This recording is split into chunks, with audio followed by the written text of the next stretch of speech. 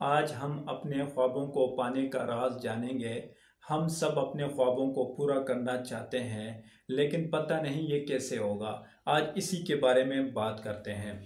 آج ایک چھوٹا سا واقعہ میں آپ لوگوں کو سنانا چاہتا ہوں، اور آپ ضرور غور سے سنیں۔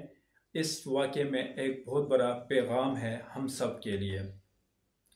ایک شخص تھا، ایک چھوٹے سے دیہات میں رہتا تھا۔ اس نے اپنی زندگی میں ایک سپنا دیکھا کہ وہ دنیا کا سب سے بڑا پینٹر بن گیا ہے۔ اس کے پاس کسی قسم کی کوئی ریسورس نہیں تھی۔ وہ ایک غریب انسان تھا۔ اس کے پاس ایک برش اور کچھ رنگ تھا، اور وہ اپنے اس سپنے کو پورا کرنے کے لیے دن بھر محنت کیا کرتا تھا۔ اور وہ ہر روز اپنے گاؤں کے لوگوں کے گھروں میں جاتا اور وہاں پینٹنگ بناتا تھا، اور گاؤں کے لوگ اس کی پینٹنگ کو بہت پسند کیا کرتے تھے۔ وہ اپنے برش اور اپنے رنگ سے بہت ہی پیاری پینٹنگ بناتا تھا۔ جب وہ اپنی پینٹنگ کو دنیا کے سامنے لانا چاہا تو لوگوں نے اس کی پینٹنگ کو پسند نہیں کیا اور کہا کہ اس کی پینٹنگ کے اندر وہ ٹیلنٹ نہیں ہے۔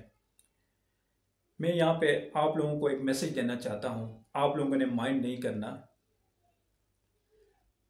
یہ ہمارے لوگوں کا اصول ہے، نہ ہم خود کامیاب ہونا چاہتے ہیں اور نہ ہم کسی اور کو کامیاب ہوتے ہوئے دیکھ سکتے ہیں۔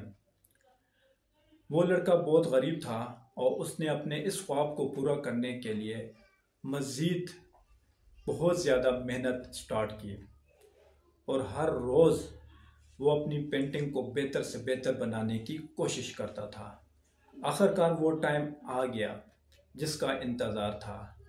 میرے رب کا قانون ہے، جو شخص محنت کرتا ہے اللہ رب العزت اس کی محنت کو ضائع نہیں کرتا۔ دنیا نے اس کی پینٹنگ کو دیکھا اور پسند کیا، اور وہ دنیا کا بہت بڑا پینٹر بن گیا تھا، اور دنیا بھر میں اس کی پینٹنگ کی ڈیمانڈ تھی۔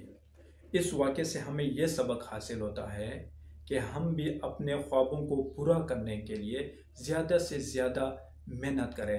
ہمارے اندر جو ٹیلنٹ چھپا ہوا ہے ہم اسے ڈیویلپ کریں۔